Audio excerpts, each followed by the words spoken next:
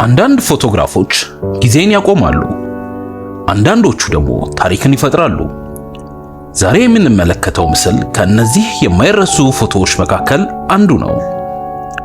ይህ ታዋቂ ፎቶ በ1960ዎቹ መጨረሻ አካባቢ በምዕራብ ኤርትራ እና ሰሜን ምዕራብ ኢትዮጵያ ድንበር አካባቢ ተነስቷል። በተለይም ቤኒ አመር ሕዝብ የሚኖሩበት የአፍሪካ ቀንድ ክልል ውስጥ ነው። በፎቶ ውስጥ የምናየው የቤኒ አመር ወጣት ነው።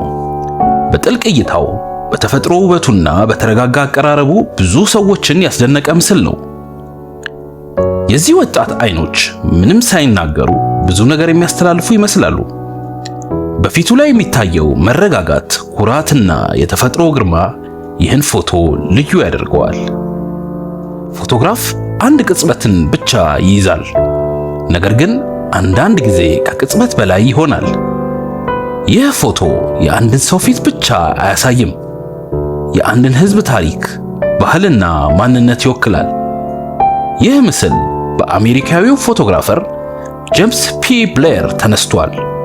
እርሱ በናሽናል ጂኦግራፊክ መጽሔት የሰራው ሥራ በዓለም ዙሪያ ታዋቂ ያደረገው ፎቶግራፈር ነበር። በተለይም የሰው ሕይወት፣ ባህልና ታሪክ ምስሎችን በማንሳት የታወቀ ነው። በኢትዮጵያና በኤርትራ ድንበር አካባቢ የተነሳው ይህ ፎቶ በኋላ በዓለም ዙሪያ ታዋቂ ሆነ።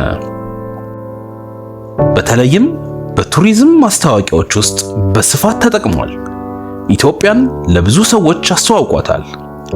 ፎቶው በተፈጥሯዊ አካባቢ ተነስቷል። ምንም የተዘጋጀ ትዕይንት የለም። ምንም የተጨመረ ማስዋቢያ የለም። የምናየው እውነተኛ የሰው ፊትና የተፈጥሮ ውበት ብቻ ነው። አንዳንድ ሰዎች ቅጽበትን ብቻ ይዛሉ፣ አንዳንዶቹ ግን ትውልዶችን ያሻግራሉ። ይህ ምስል ከነዚያ መካከል አንዱ ነው። ዛሬም ድረስ ይህ ፎቶ በዓለም ዙሪያ የኢትዮጵያን ባህላዊ ብዝሃነትና ውበት የሚያሳይ ታዋቂ ምልክት ሆኖ ቀጥሏል። ብዙ ሰዎች ይህን ምስል ሲመለከቱ የሰው ልጅ ውበት፣ ክብርና ማንነት ድንበር እንደማያውቅ ያስታውሳቸዋል።